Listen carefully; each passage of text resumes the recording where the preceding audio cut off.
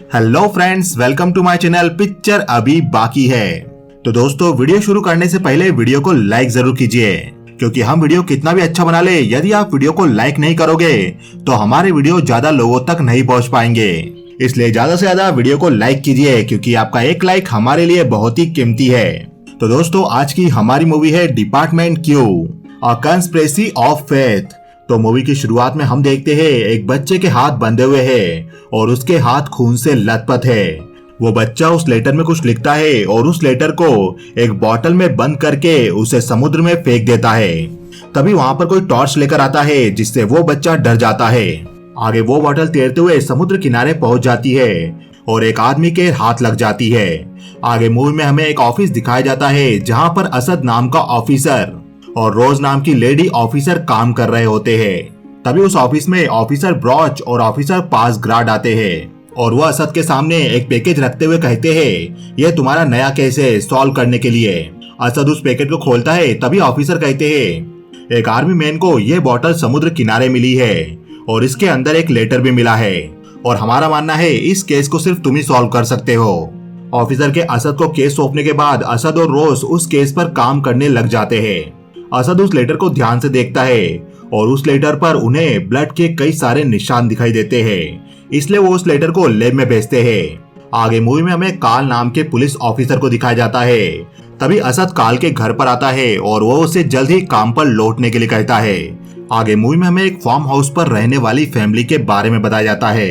उस फैमिली में 2 बच्चे होते हैं, जिसमें बच्ची का नाम मैकडेलेना होता है और बच्चे का नाम सैमुअल होता है। उसी घर में रेकेल नाम की लेडी अपनी बूढ़ी माँ की देखभाल कर रही होती है। उन बच्चों के पिता इलियास खेत में जुताई का काम देख रहे होते हैं। तभी रेकेल इलियास को घर में बुलाती है। आगे ये फैमिली प्रेयर करने चर्च में जाती है।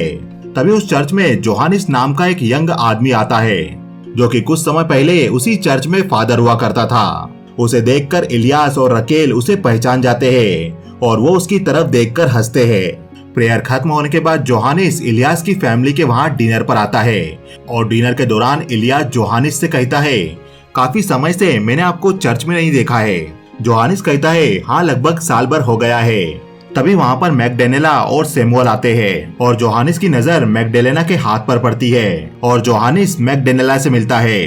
तब इलियास जोहानिस से कहता है, मैकडेलेना को चर्च के द्वारा भगवान का मैसेंजर चुना गया है इस पूरे रीजन में। यह सुनकर जोहानिस मैकडेलेना का हाथ पकड़कर उसे कुछ कहने लगता है। मैकडेलेना को यह थोड़ा अजीब लगता है और वो अपना हाथ छुड़ा लेती है। आगे जोहानिस वहां से जाने लगता है, तब वो इलियास और उसकी वाइफ रकेल को ब्लेसिंग देता है। मूवी के अगले सीन में पता चलता है कि उस लेटर पर जो निशान थे वो खून के ही निशान थे। आगे असद और रोज उस लेटर को पढ़ने की कोशिश करते हैं और उसे समझने की कोशिश करते हैं और तब वहां पर कार्ल भी बैठा होता है। तब असद कहता है, हम एक बात तो जानते हैं, यह बोतल समुद्र में लंबे समय तक रही थी। लगभग 6 साल पुरानी ये बोतल है और जो लेटर लिखा गया है वो टार से लिखा गया है, यानी किसी प्रकार के गाढ़े ऑयल से। हो ना हो ये बोतल किसी बोट से बाहर की ओर फेंकी गई हो या किसी लाइट हाउस से या समुद्र किनारे किसी जगह से। इस लेटर के एंड में सिर्फ पी लिखा है, यानी जिसने भी ये लेटर लिखा है उसका नाम पी से शुरू होता है। और देखने से लग रहा है ये लेटर किसी बच्चे ने लिखा है, क्योंकि उसने लेटर में अपनी मॉम और डैड का जिक्र भी किया है और वो किसी प्रकार की हेल्प मांग रहा है। असद उस लेटर के एक वर्ड को पूरा करता है, जिसमें लिखा था, जेहोवा विल सेव अस।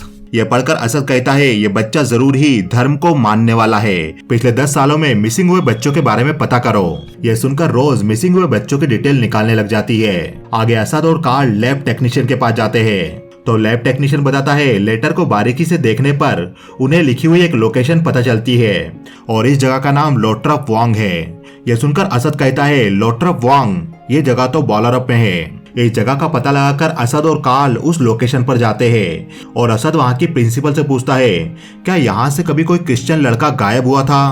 प्रिंसिपल कहती है, हाँ, ट्राइगवे नाम का बच्चा था और वो 1st ग्रेड में था और वो एक क्रिश्चियन लड़का था। असद कहता है, तो उसने स्कूल कब छोड़ा था? प्रिंसिपल कहती है, ट्राइगवे के पेरेंट्स ने हमसे रिक्वेस्ट की थी स्कूल छोड़ने के लिए।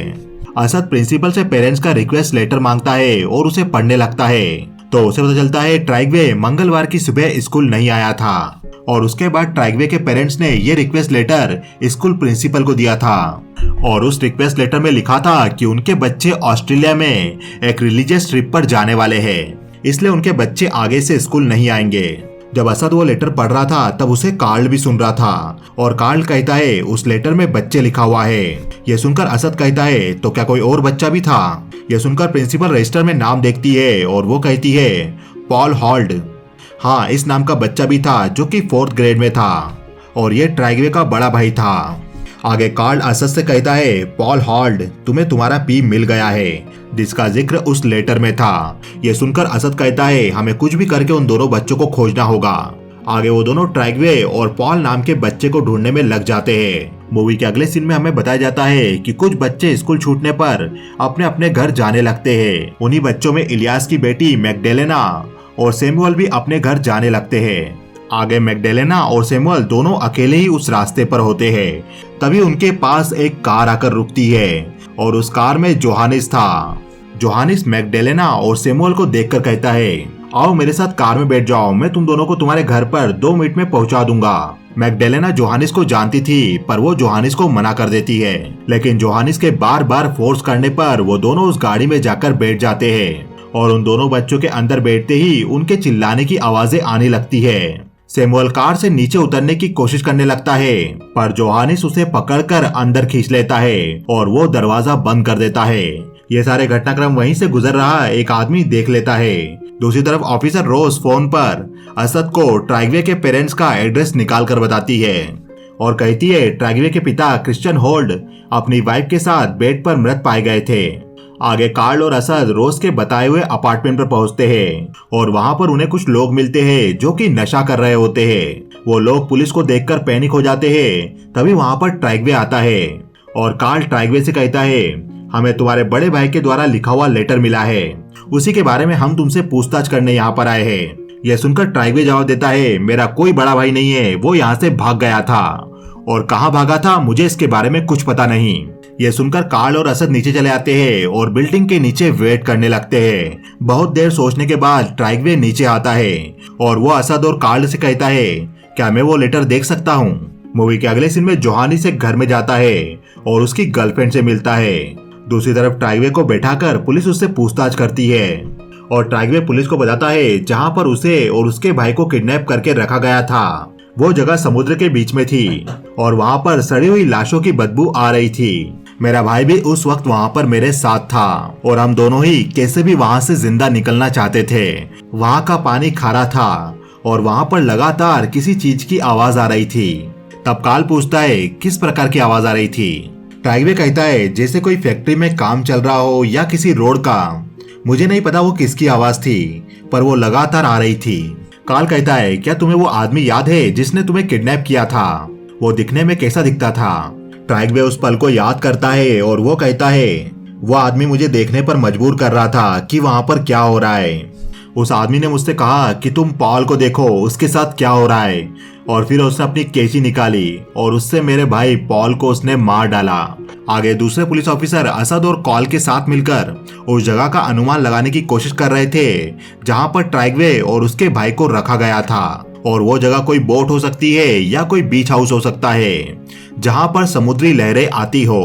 तभी ऑफिस में बैठी रोज को कॉल आता है और रोज सभी ऑफिसर को बताती है अभी अभी पुलिस के पास ईमेल आया है, किसी आदमी को 2 बच्चों को गाड़ी में फोर्सफुली ले जाते हुए देखा गया है और जहां से उन बच्चों को किडनैप किया गया है वो एक गांव है और वो बच्चे एक धार्मिक संप्रदाय को मानने वाली फैमिली से बिलोंग करते हैं। यह सुनकर असद और कार्ल स्कल्स नाम के गांव में जाते हैं जहां पर इलियास रहता था। तब रास्ते में कार्ल और असद के बीच किसी बात को लेकर बहस होने लगती है।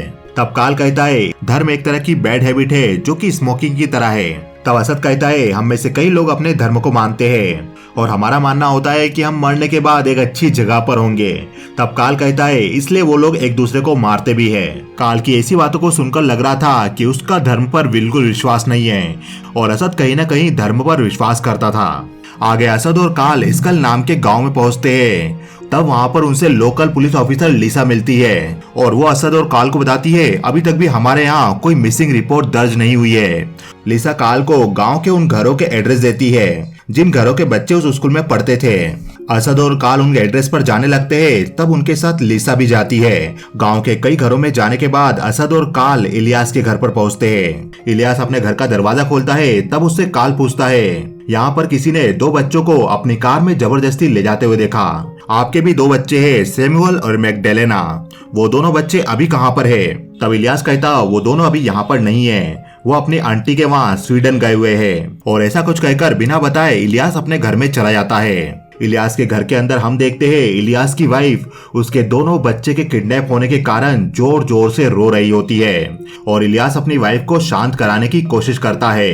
दूसरी तरफ पुलिस की टीम ट्राइगवे को अलग अलग साउंड सुना रही थी। ट्राइगवे उन साउंड को सुनकर पहचानने की कोशिश करता है कि जब वो किडनैप हुआ था तब उसे कैसा साउंड सुनाई आ रहा था। दूसरी तरफ असद और काल लिसा के साथ एक बार में बैठे हुए होते हैं और अचानक बार में बहुत सारे लोग आने लगते हैं और बार में भीड़ बढ़ जाती है। तब काल पूछता है, यहाँ पर क्या हुआ? आज तो वेडनेसडे है। लिसा कहती है, कल यहाँ पर पब्लिक हॉलीडे है, कल असेंशन डे है। यह सुनकर काल शॉक रह जाता है और वो कहता है, जिस दिन ट्राइगवे और पॉल किडनैप हुए थे वो दिन कौन सा दिन था? असद फाइल देखकर कहता है 11 मई 2008 को। यह सुनकर कॉल कहता है, उस दिन तो व्हाइट संडे था। आगे काल रोज को फोन पर बताता है, जो भी बच्चे किडनैप हुए थे या जो हो रहे वो रिलीजियस हॉलीडे के दिन हो रहे हैं, इसलिए उन बच्चों का पता लगाओ जो भी रिलीजियस हॉलीडे के दिन किडनैप हुए हैं। यह सुनकर रोज कहती है, काल मेरी बात ध्यान से सुनो। दिसंबर 2008 को member of house Christ rolled ने अपनी 2 बच्चों के गुमशुदा होने की रिपोर्ट दर्ज की थी और उस रात के बाद उनका फोन बंद हो गया।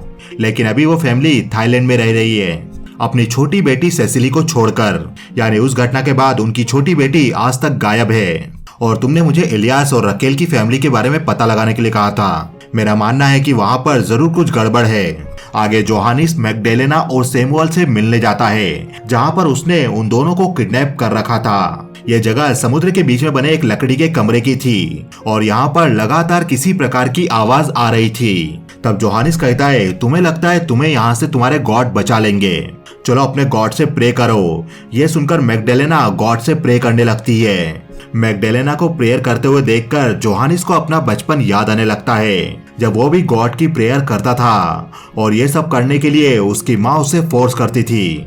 आगे इलियास अपने घर से कहीं जाने लगता है, तभी उसके घर पर काल आता है। तब इलियास असद और काल से बात करने से बचने लगता है। तब काल इलियास से पूछता है, हाल ही में तुमने अपना सारा पैसा, पूंजी, पेंशन फंड सब कुछ अपने बैंक से निकाल लिया है, तुम्हें अचानक इतने सारे पैसों की क्या जरूरत आन पड़ी? तुम्हें हमें बताना होगा कि तुम्हारे बच्चे कहाँ पर है। तब इलियास काल को थप्पड़ मार देता है और उससे हाथापाई करने लगता है। तब असद इलियास को पकड़ता है और काल इलियास से कहता है, तुम पहले नहीं हो जिसके साथ ये सब हुआ है, और भी बच्चे किडनैप किए गए हैं। वो हमेशा 2 बच्चों को किडनैप करता है और उनमें से वापस एक ही बच्चा जिंदा लौट पाता है। तब इलियास की वाइफ इलियास को समझाती है, ये हमारी मदद करने आए हैं। ऐसा कहकर इलियास की वाइफ दोनों पुलिस ऑफिसर को घर के अंदर बुलाती है। आगे इलियास और उसकी वाइफ काल और असद को बच्चों का कमरा दिखाते हैं और इलियास की वाइफ कहती है, किडनैपर ने हमसे कहा है कि हम उसे अपना सारा पैसा दे दे, नहीं तो वो हमारे बच्चों को जिंदा नहीं छोड़ेगा।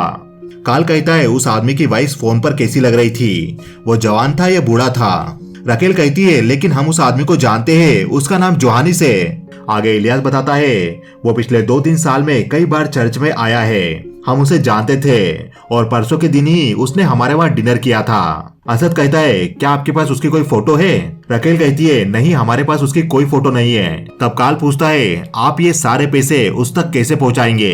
इलियास कहता है, मैं एक बैग में पैसे भरकर 7/15 को एक ट्रेन से हैम्बर्ग के लिए निकलूंगा और वो मुझे रास्ते में कॉल करके बताएगा कि मुझे बैग कहाँ छुपाना है और फिर मुझे अगले स्टॉप पर उतर जाना है। और उसने कहा कि अगर हमने किसी को इन्फॉर्म करने की कोशिश की तो वो मेरे बच्चों को मार देगा। यह सुनकर काल कहता है, इलियास, तुम अभी भी पैसों का बैग लेकर उसके कहे अनुसार जाओगे और हम तुम्हारे साथ रहेंगे। हम पर भरोसा रखो, उसे तब तक हमारा पता नहीं चलेगा जब तक हम उसे पकड़ नहीं लेंगे। उसने पहले भी 2 बच्चों को किडनैप किया था और उसमें से एक बच्चे को मार दिया था। हम नहीं चाहते कि वापस बच्चों की जान जाए। यह सुनकर इलियास काल की बात मान जाता है और इलियास कहता है, ठीक है, लेकिन अगर मेरे बच्चे को कुछ हुआ तो दोषी आप होंगे। काल कहता है, हम इसकी पूरी जिम्मेदारी लेते हैं कि आपके दोनों बच्चे सही सलामत आपके घर पर होंगे। आगे पूरी पुलिस फोर्स मिलकर प्लान बनाते हैं कि वो कैसे जोहानिस को पकड़ेंगे। आगे जोहानिस भी फिरौती के पैसे लेने अपनी गर्लफ्रेंड के वहां से निकल रहा होता है और जब वो कार में होता है तब वो किसी लड़की का फोटो देख रहा होता है। उस फोटो में उस लड़की का फेस जला हुआ दिखाई देता है। आगे पुलिस इलियास के शर्ट के अंदर माइक्रोफोन फिट कर देती है और उसे पूरी तैयारी के साथ पैसों का बैग लेकर बाहर भेजा जाता है। इलियास के ट्रेन में बैठने पर उसके चारों तरफ पुलिस ऑफिसर होते हैं और वो पुलिस ऑफिसर सादी वेशभूषा में इलियास पर और ट्रेन में बैठे यात्रियों पर भी नजर रखते हैं। दूसरी तरफ पुलिस ऑफिसर हेलीकॉप्टर से भी ट्रेन पर नजर रखे हुए थे। असद और काल भी गाड़ी से ट्रेन का पीछा कर रहे होते हैं। इलियास ट्रेन में होता है तभी इलियास को जोहानिस का कॉल आता है और उस समय ट्रेन में बैठा एक हुड जैकेट वाला आदमी भी फोन पर बात कर रहा था। तो पुलिस को लगता है यही आदमी इलियास से बात कर रहा है। जोहानिस कॉल पे इलियास को कहता है 30 सेकंड के अंदर अपने नजदीकी रेस्ट रूम में पहुंचो, अपने पास वाला रेड हैंडल वाला डोर ओपन करो। इलियास ट्रेन का डोर ओपन करता है। जोहानिस कहता है तैयार रहो, जब मैं कहूँ तब तुम्हें बैग बाहर फेंकना होगा। ट्रेन में बैठा ही ऑफिसर पास गार्ड पुलिस को सूचना देता है इलियास ने डोर ओपन कर दिया है। यह सुनकर काल भी अपनी गाड़ी तेज चलाने लगता है। जोहानिस कहता है 15 सेकंड में जंगल आने वाला है, तुम्हें ये बैग वहीं पर फेंकना होगा। इलियास कहता है पहले मैं अपने बच्चों को देखना चाहूंगा। जोहानिस कहता है इलियास डिसाइड करो, क्या तुम अपने बच्चों को दोबारा नहीं देखना चाहते हो? जोहानिस के बार बार फोर्स करने पर इलियास फ्रस्ट्रेटेड हो जाता है और वो फॉरेस्ट में अपना बैग फेंक देता है। इलियास के पैसों का बैग फेंकते ही जोहानिस का कॉल कट जाता है। इलियास ये देखकर टेंशन में आ जाता है और वो भी ट्रेन से जंप कर देता है। पुलिस ऑफिसर पासगार्ड पुलिस हेडक्वार्टर को बताते हैं इलियास ने ट्रेन से जंप मार दी। इस सूचना को इलियास की वाइफ भी सुनती है और वो रोने लगती है। काल भी इलियास तक पहुंचने के लिए तेजी से गाड़ी चलाता है। इलियास ट्रेन से कूद गया था तो वो बुरी तरह से घायल हो चुका था और वो उस आदमी को ढूंढने लगता है जो पैसों का बैग उठाने आने वाला था। इलियास को जंगल में ही खड़ी एक कार दिखाई देती है और इलियास जैसे तैसे उस कार तक पहुंचता है। इलियास उस कार में अपने बच्चों को ढूंढने लगता है पर उस कार में उसके बच्चे नहीं थे। तभी वहां पर जोहानिस आता है और उसके हाथ में पैसों का बैग था और वो अपने पास से एक कैंची निकालता है। जोहानिस को देखकर इलियास उसके पास जाकर पूछता है मेरे बच्चे कहाँ हैं? तब जोहानिस अपने हाथ वाली कैंची इलियास के पेट में घुसा देता है और वो उस कैंची को उसके पेट में ही घुमाने लगता है। इलियास बुरी तरह से घायल हो चुका था। तब तक वहां पर असद और काल भी आ चुके थे। उन दोनों को देखकर जोहानिस अपनी कार लेकर वहां से भागने लगता है। तब काल जोहानिस की कार पर गोली चलाता है और आगे जाकर जोहानिस की कार रुक जाती है। वो कार फंस गई थी और वो कार निकलने की कोशिश कर रही थी। ये देखकर काल उस कार के पास जाने लगता है और पीछे से उस कार को पकड़कर जोहानिस पर गोलियां चलाने लगता है, जिसमें से एक गोली जोहानिस को लग जाती है और वो तेजी से गाड़ी भगाने लगता है, जिसके कारण काल नीचे गिर जाता है और काल जोहानिस को पकड़ने में नाकामयाब होता है। इलियास की हालत बिगड़ चुकी थी और उसे देखकर असद काल को हेलीकॉप्टर वापस बुलाने के लिए कहता है और काल हेलीकॉप्टर को अर्जेंट बुलाता है। तभी काल के हाथ में उस लेडी का फोटो लगता है जो फोटो जोहानिस के पास था और उस फोटो में लेडी का चेहरा जला हुआ था। आगे इलियास को हॉस्पिटल में लाकर आईसीयू में रखा जाता है और सारे न्यूज चैनल पर मैगडेलेना और सैमुअल के किडनैप होने की न्यूज भी चल रही थी और इन न्यूज को टीवी पर देखकर इलियास की वाइफ रकेल रोने लगती है और वो कहती है मेरे बच्चों के साथ क्या हुआ होगा। और रकेल काल से कहती है आपने प्रॉमिस किया था सब कुछ ठीक कर दोगे। दूसरी तरफ जोहानिस अपने घर पर अपने घाव साफ कर रहा होता है जो घाव उसे काल की गोली लगने से मिले थे। तभी टीवी पर टीवी न्यूज भी चल रही होती है, जिस टीवी न्यूज में काल को किसी से फोन पर बात करता हुआ दिखाया जाता है। जोहानिस काल को टीवी पर देखकर अजीब तरह से हंसने लगता है। तभी वहां पर जोहानिस की गर्लफ्रेंड आ जाती है। आगे काल हॉस्पिटल में होता है और वो मोबाइल पर जोहानिस के पास से मिली फोटो को देख रहा होता है। तभी काल के मोबाइल पर एक कॉल आता है जो कॉल जोहानिस ने ही किया था और जोहानिस काल से कहता है तुमने बड़ा बेवकूफी वाला काम किया है, अब सिर्फ तुम्हारी गलती से वो दोनों बच्चे मारे जाएंगे। ऐसा कहकर जोहानिस फोन काट देता है। जब जोहानिस काल से बात कर रहा था तो काल को बार बार लिफ्ट बंद होने की और ओपन होने की आवाजें आ रही थी। इलियास हॉस्पिटल रूम में था और वहां पर उसकी वाइफ भी थी। तभी वहां पर डॉक्टर आता है और वो इलियास की आंखों को देखकर आईसीयू सेटअप बंद कर देता है, जिसके कारण इलियास को सांस लेने में थोड़ी तकलीफ होने लगती है। काल और असद हॉस्पिटल से बाहर जाने लगते हैं। तभी काल हॉस्पिटल की लिफ्ट के सामने से गुजरता है और उसे लिफ्ट का वैसा ही साउंड सुनाई आता है जैसा कि जोहानिस के कॉल पर सुनाई आ रहा था। इससे काल समझ जाता है कि जोहानिस हॉस्पिटल में ही कहीं पर है और काल असद से कहता है वो यहीं पर कहीं है। यह सुनकर असद ऑफिसर पासगार्ड को सारे एग्जिट डोर बंद करने के लिए कहता है और असद और काल इलियास के रूम में जाने लगते हैं। तभी डॉक्टर इलियास के रूम के बाहर वेट कर रही इलियास की वाइफ को अंदर बुलाते हैं। यह सुनकर रकेल इलियास के रूम में जाती है तो वो देखती है इलियास को सांस लेने में तकलीफ हो रही थी और वो जल्दी से डॉक्टर को बुलाने के लिए कहती है। तब जोहानिस रकेल को पीछे से पकड़ता है और उसके गले में इंजेक्शन लगा देता है और जोहानिस पीछे के दरवाजे से बाहर निकल जाता है। तभी डॉक्टर इलियास के पास पहुंचते हैं और इलियास और रकेल दोनों को बचाने की कोशिश में लग जाते हैं। असद और काल इलियास के रूम में पहुंचते हैं। तब इलियास असद को कुछ बताने की कोशिश करता है। वो असद को बताने लगता है कि वो जोहानिस था, उसने व्हाइट कोट पहन रखी थी। यह सुनकर असद फोन पर काल को बताने लगता है उसने व्हाइट कोट पहन रखा है। तभी काल को असद के पीछे जोहानिस दिखाई देता है और वो उसका पीछा करने लगता है। अपने रूम में इलियास अपना दम तोड़ देता है, वो नहीं बच पाता और काल और पासगार्ड हॉस्पिटल में जोहानिस को ढूंढने लगते हैं और वो जोहानिस को ढूंढते ढूंढते पार्किंग एरिया तक पहुंच जाते हैं। काल और पासगार्ड कारों के अंदर जोहानिस को खोजने लगते हैं पर काल को कहीं भी जोहानिस दिखाई नहीं देता। काल पासगार्ड को ढूंढता हुआ उसकी तरफ जाने लगता है तो काल को पासगार्ड एक कार में बैठा हुआ दिखाई देता है और उसके गले पर घाव था जिसमें से खून बह रहा था। काल पासगार्ड को देखने लगता है और वो असद को जल्दी पार्किंग एरिया में बुलाता है। तभी हम देखते हैं काल के पीछे जोहानिस खड़ा होकर उसे देख रहा था। असद दौड़कर पार्किंग एरिया में काल के पास जाने लगता है। तभी रास्ते में एक गाड़ी उसे ऊपर आती हुई दिखाई देती है। उस गाड़ी के स्टीयरिंग पर पासगार्ड के हाथ बंधे हुए थे और तभी पासगार्ड के गले से खून का फव्वारा निकलता है और वो गाड़ी पार्किंग एरिया के बाहर आकर रुक जाती है जिससे तेजी से आ रहा एक ट्रक टकरा जाता है। इस तरह से असद की आंखों के सामने ये सब कुछ होता है और वो कुछ नहीं कर पाता। मूवी के अगले सीन में जोहानिस अपनी कार में जा रहा होता है और उसकी कार के पीछे काल बेहोशी की हालत में पड़ा होता है। आगे जोहानिस के बचपन का समय बताया जाता है जब जोहानिस की माँ अपना कपड़ों का काम कर रही होती है और वो पानी में हाइड्रोक्लोरिक एसिड मिलाकर कुछ कर रही होती है। तभी जोहानिस के पास में खड़ी जोहानिस की बड़ी बहन अपनी माँ से कहती है हमने कुछ गलत नहीं किया है इसलिए आप भी हमारे साथ गलत नहीं कर सकती हो।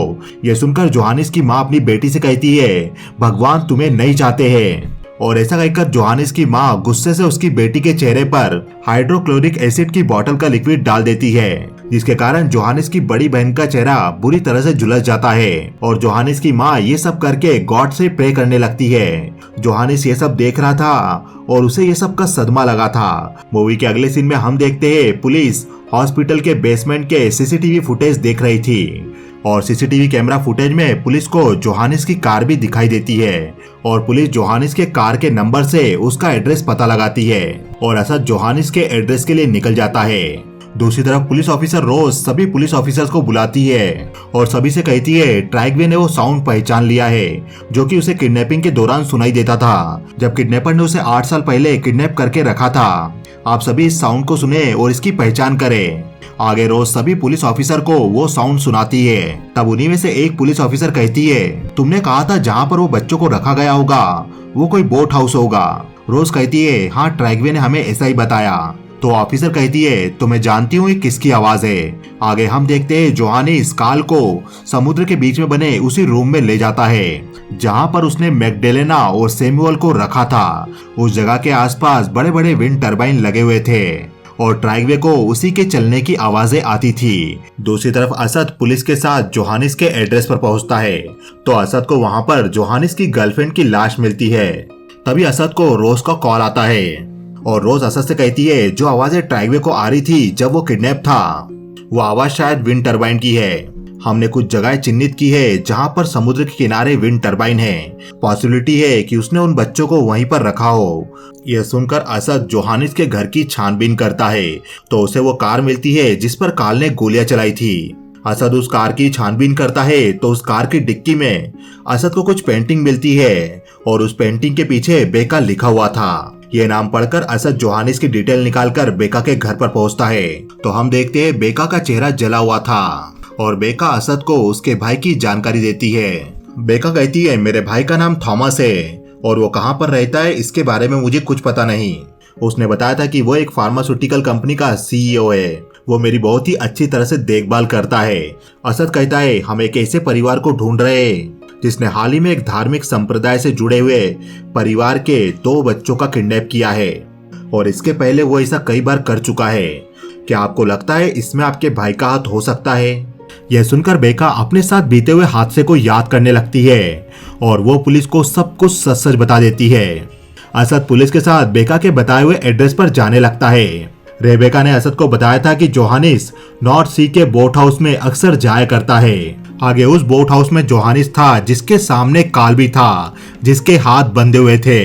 जब काल को होश आता है तो वो अपने सामने मैग्डेलेना और सैमुअल को देखता है और जोहानिस काल से पूछता है, क्या तुम्हें पता चला मैं कौन हूँ? काल कहता है नहीं। जोहानिस कहता है मैं डेविल का सन हूँ। यह सुनकर काल कहता है तो क्या इसलिए तुम ये सब करते हो? तब जोहानिस बताता है तब मेरी उम्र शायद 12 या 13 साल होगी, जब मेरी माँ ने मेरी मासूम बहन के मुंह पर एसिड डाल दिया था और उसके बाद वो अपने रूम में चैन से सो रही थी और मेरे अंदर अचानक कुछ शैतानी शक्तियां जागी और फिर मैंने कैंची से अपनी माँ के पेट पर लगातार वार करना शुरू कर दिया और कैंची से मार मार कर उनकी जान ले ली। उस दिन मैं असली डेविल बन चुका था। काल कहता है तो इसलिए तुमने उन बच्चों को मार दिया, तुम उनकी बलि चढ़ा रहे हो।